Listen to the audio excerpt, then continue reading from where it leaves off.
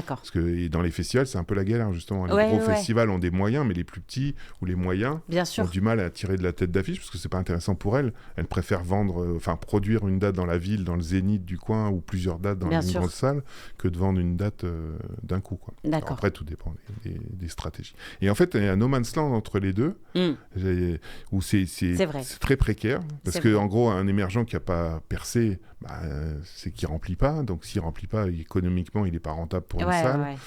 Peut-être que la salle, elle est aidée pour développer des artistes, mais pas pour ceux qui sont déjà installés. Donc c'est très compliqué. En fait, pour cette partie entre les deux, il ne faut pas que cette période dure trop longtemps, en fait, parce qu'on se grille tout court. Après, ce que moi, peut-être, j'ai connu, c'est-à-dire des artistes qui faisaient 200-300 entrées payantes, arrivaient à vivre de ça, même s'ils faisaient beaucoup de dates, ils faisaient quand même leur carrière comme ça. Et après, il y avait d'autres revenus, les droits d'auteur et le merchandising, en gros, qui pouvaient compléter.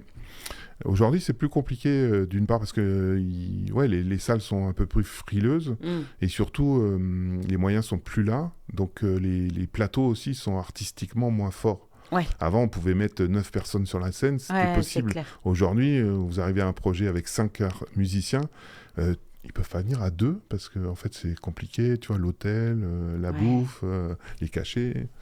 Donc voilà, c'est beaucoup ça qui a changé, je pense.